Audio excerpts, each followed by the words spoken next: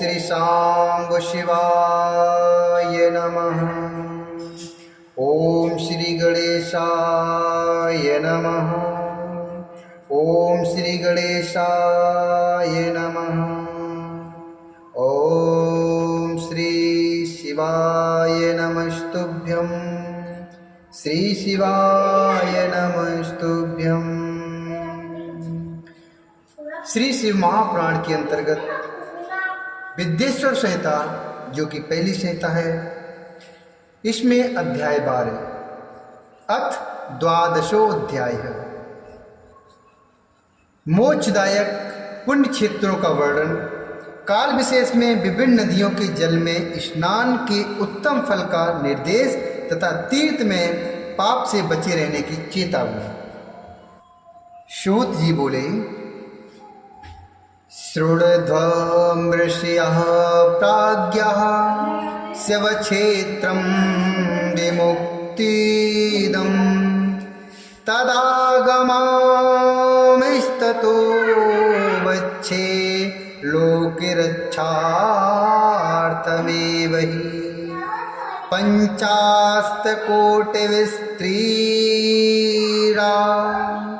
ईशशैलवन्कानना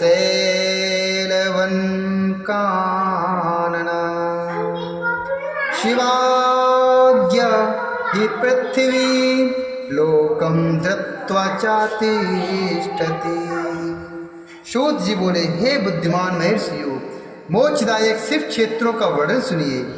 तत्पश्चात में लोक रक्षा के लिए शिव संबंधी आगमों का वर्णन करूंगा। पर्वत वन और काननों सहित पर्वत वन और काननों सहित इस पृथ्वी का विस्तार 50 करोड़ योजन है। भगवान शिव की आज्ञा से पृथ्वी संपूर्ण जगत को धारण करके स्थित है। भगवान शिव ने भूतल पर विभिन्न स्थानों में वहाँ के निवासियों को कृपा पूर्वक मोक्ष देने के लिए शिव क्षेत्र का निर्माण किया है। कुछ क्षेत्र ऐसे हैं जिन्हें देवताओं तथा ऋषियों ने अपना वास स्थान बनाकर अनुग्रहित किया है, इसीलिए उनमें तीर्थत्व प्रकट हो गया है। तथा अन्य बहुत से तीर्थ क्षेत्र ऐसे हैं जो लोगों की रक्षा के लिए स्वयं प्रादुर्भूत हुए हैं। तीर्थ और क्षेत्रों में जाने पर मनुष्य को सदा स्नान, दान और जप आदि करना चाहिए, अन्यथा वह रोग, दरिद्रता तथा मूर्खता आदि दोषों का भागी होता है। जो मनुष्य इस तरह भारतवर्ष के भीतर स्वयंभू तीर्थों में वास करके मरता है, उसे पुनः मनुष्य योनि ही प्राप्त होती है। अर्थात जो मनुष्य इस भारतवर्ष के भीतर स्वयंभू तीर्थों में वास करके मरता है, उसे पुनः मनुष्य योनि ही प्राप्त होती है। हे ब्राह्मणों, पुण्य क्षेत्र में पाप कर्म किया जाए तो वह और भी दृढ़ हो जाता है, अतः पुण्य क्षेत्र में निवास करते समय थोड़ा सा भी पाप ना करे। जिस किसी भी उपाय से मनुष्य को पुण्य क्षेत्र में वास करना चाहिए, जिस किसी भी उपाय से मनुष्य को पुण्य क्षेत्र में वास करना चाहिए। सिंधु और गंगा नदी के तट पर बहुत से पुण्य क्षेत्र हैं। सरस्वती नदी परम पवित्र और 60 मुख वाली कही गई है, अर्थात उसकी 60 धाराएं हैं। सरस्वती नदी की 60 धाराएं हैं। जो विद्वान पुरुष सरस्वती की उन धाराओं के तट पर निवास करता है, वह क्रमशः ब्रह्मपद को पा लेता है। हिमालय पर्वत से निकली हुई पुण्य सलिला गंगा 100 मुख वाली नदी है। उसके तट पर काशी आदि अनेक पुण्य क्षेत्र हैं। वहाँ मकर राशि के सूर्य होने पर गंगा की तटभूमि पहले से भी अधिक प्रशस्त एवं पुण्यदायक हो जाती है। शोणभद्र नदी की 10 धाराएं हैं। वह बृहस्पति के मकर राशि में आने पर अत्यंत पवित्र तथा अभीष्ट फल देने वाला हो जाता है। उस समय वहाँ स्नान और उपवास करने से विनायक पद की प्राप्ति होती है। पुण्य सलिला महानदी नर्मदा के 24 मुख अर्थात स्रोत हैं। उसमें स्नान तथा उसके तट पर निवास करने से मनुष्य को वैष्णव पद की प्राप्ति होती है। तमसा नदी के 12 तथा रेवा के 10 मुख हैं। परम पुण्यमयी गोदावरी के 21 मुख बताए गए हैं। वह ब्रह्म हत्या तथा गोवध के पाप का भी नाश करने वाली एवं रुद्रलोक देने वाली है। कृष्णवेणी नदी का जल बड़ा ही पवित्र है। वह नदी समस्त पापों का नाश करने वाली है। उसके 18 मुख बताए गए हैं तथा वह विष्णु लोक प्रदान करने वाली है। तुंगभद्रा के 10 मुख हैं। वह ब्रह्मलोक देने वाली है। पुण्य सलिला स्वर्णमुखरी के 9 मुख कहे गए हैं। ब्रह्मलोक से लौटे हुए जीव उसी के तट पर जन्म लेते हैं। सरस्वती, पंपा, कन्याकुमारी तथा शुभ कारक श्वेत नदी ये सभी पुण्य क्षेत्र हैं। इनके तट पर निवास करने से इंद्रलोक की प्राप्ति होती है।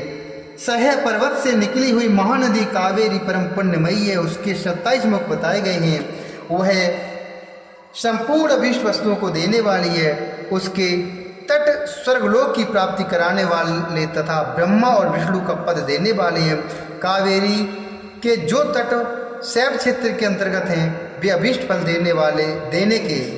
फल देने के साथ ही शिवलोक को प्रदान करने वाले भी हैं। नैमिषारण्य तथा बद्रिक आश्रम में सूर्य और बृहस्पति के मेष राशि में आने पर यदि स्नान करें तो उस समय वहाँ किए हुए स्नान पूजन आदि को ब्रह्मलोक की प्राप्ति कराने वाला जानना चाहिए। सिंह और कर्क राशि में सूर्य की संक्रांति होने पर सिंधु नदी में किया हुआ स्नान तथा केदार तीर्थ का जल पान एवं स्नान ज्ञानदायक माना गया है। जब बृहस्पति सिंह राशि में स्थित हों उस समय सिंह की संक्रांति से युक्त भाद्रपद मास में यदि गोदावरी के जल में स्नान किया जाए तो शिवलोक की प्राप्ति कराने वाला होता है। ऐसे पूर्व काल में स्वयं भगवान शिव ने कहा था, जब सूर्य और बृहस्पति कन्या राशि में स्थित हों तब यमुना और सोमभद्र में स्नान करे। वह स्नान धर्मराज तथा गणेश जी के लोक में महान भोग प्रदान करने वाला होता है। यह महर्षियों की मान्यता है।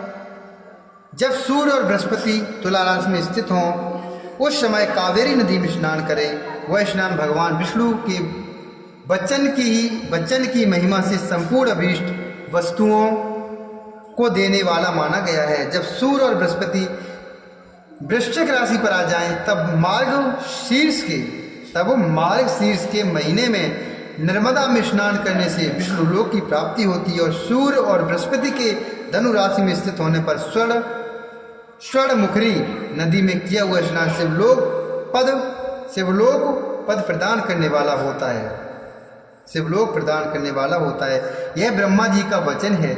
जब सूर्य और बृहस्पति मकर राशि में स्थित हों उस समय माघ मास में गंगा जी के जल में स्नान करना चाहिए। ब्रह्मा जी का कथन है कि वह स्नान शिवलोक की प्राप्ति कराने वाला होता है। शिवलोक के पश्चात ब्रह्मा और विष्णु के स्थानों में सुख भोग कर अंत में मनुष्य को ज्ञान की प्राप्ति हो जाती है। माघ मास में तथा सूर्य के कुंभ राशि में स्थित होने पर फाल्गुन मास में गंगा जी के तट पर किया हुआ श्राद्ध पिंडदान अथवा तिलोदक दान पिता और नाना दोनों कुलों के पितरों की अनेकों पीढ़ियों का उद्धार करने वाला माना गया है। सूर्य और बृहस्पति जब मीन राशि में स्थित हों तब कृष्णवेणी नदी में किए गए स्नान की ऋषियों ने प्रशंसा की है।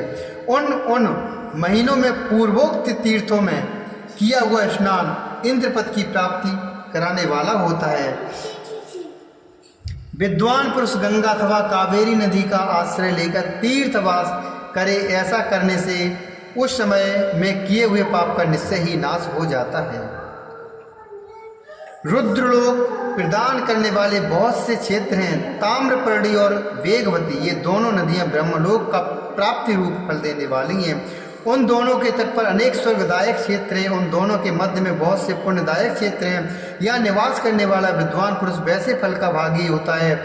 सदाचार उत्तम वृत्ति तथा सद्भावना के साथ मन में दया भाव रखते हुए विद्वान पुरुष को तीर्थ में निवास करना चाहिए, अन्यथा उसका फल नहीं मिलता। पुण्य क्षेत्र में किया हुआ थोड़ा सा पुण्य भी अनेक प्रकार से वृद्धि को प्राप्त होता है तथा वहाँ किया हुआ छोटा सा पाप भी महान हो जाता है। यदि पुण्य क्षेत्र में रहकर ही जीवन को बिताना निश्चय हो तो उस पुण्य संकल्प से उसका पहले का सारा पाप तत्काल नष्ट हो जाएगा, क्योंकि पुण्य को ईश्वरदायक कहा गया है।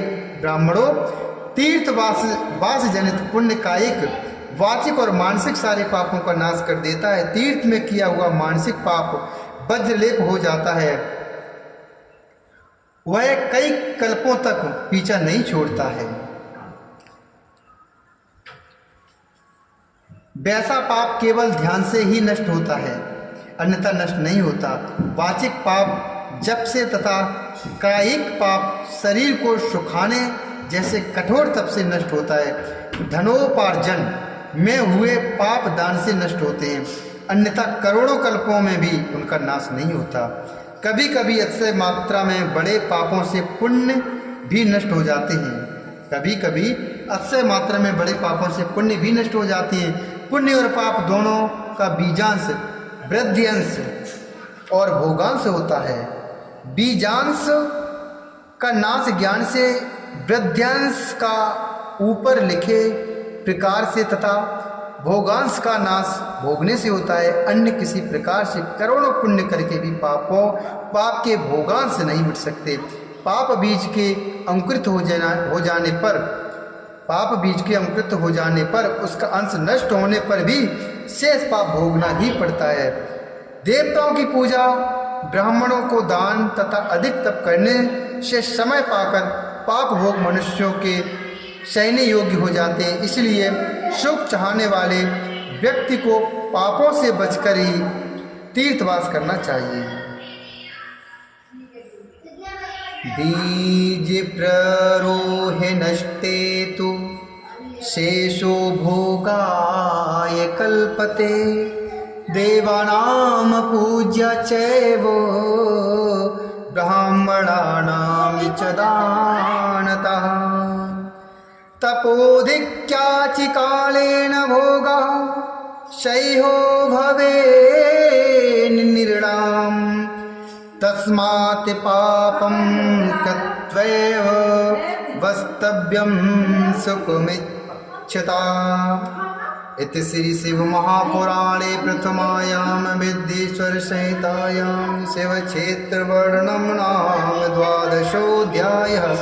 इस प्रकार श्री शिव महापुराण के अंतर्गत प्रथम विद्येश्वर संहिता में शिव क्षेत्र का वर्णन नामक 12वां अध्याय पूर्ण हुआ। बोली शंकर भगवान की जय, बोली गणेश भगवान की जय, कार्तिकेय भगवान की जय, माता पार्वती की जय, श्री नंदिकेश्वर महाराज की जय।